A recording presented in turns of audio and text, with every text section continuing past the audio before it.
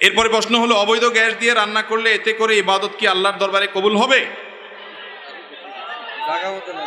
অবৈধ গ্যাস বা চোরাই গ্যাস লাইনের গ্যাস দিয়ে যদি রান্না বাড়া করেন, তাহলে সেক্ষেত্রে আপনি যেই খাবারটা খেলেন সেই খাবারটা তো হালাল খেয়েছেন, পাতিলের ভিতরে জিনিসটা তো হালাল, ঠিক আছে, কিন্তু যেই গ্যাসটা দিয়ে আপনি রান্না করলেন গ্যাসটা তো চোরাই গ্যাস, তাহলে আপনি চোর হলেন, চুরি করলেন। এটাও উপার্জন, হারাম উপার্জন যদি হয়।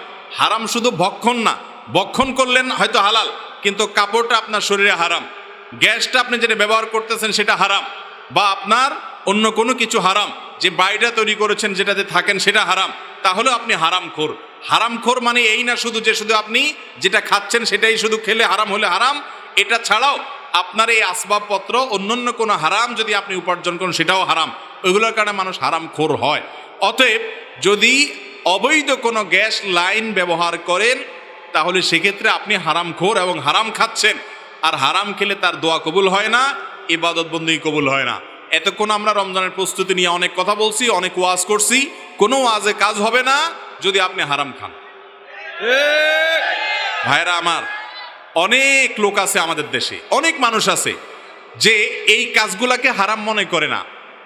উনি ঘুষ খায় না, উনি সুদের কারবার করে না, উনি অন্য অন্যায় কাজ করে না, উনি মানুষের পেটে ছুরি মারে না, উনি রাস্তায় দাঁড়ায় ডাকাতি করে না, উনি ছিনতাই করে না, উনি দুর্নীতি করে না, কিন্তু উনি গ্যাসের লাইন চুরি করে। উনি মনে করে যে না, এটাতে কোনো ব্যাপার না। আছে না না এরকম লোক? আছে।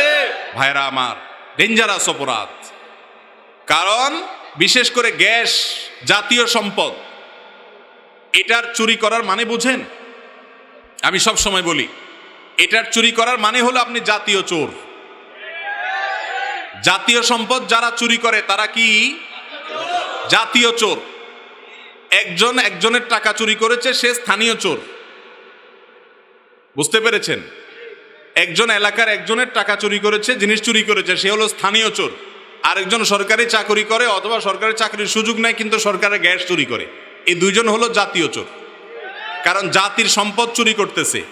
কিয়ামতের ময়দানে 18 কোটি মানুষ যারা এটার মালিক, তাদের সবার বিরুদ্ধে তাকে মামলায় লড়তে হবে। এত লোকজন বাদী হবে, সবার হক নষ্ট করেছে সে, কারণ এটার মালিকানা সবার, ঠিক না বে ঠিক? অতএব খুব সাবধান। প্রয়োজনে লাকড়ির চুলা ব্যবহার করেন, অন্য কোনো পদ্ধতিতে যান, এলপি গ্যাস ব্যবহার করেন, কিন্তু খবরদার এটা করবেন না। অনেক ভাই আছেন নিজে ভাড়াটিয়া, তিনি অন্য কোনো ব্যক্তির গ্যাস লাইন এর গ্যাস চুরি করেন, আছে না নাই?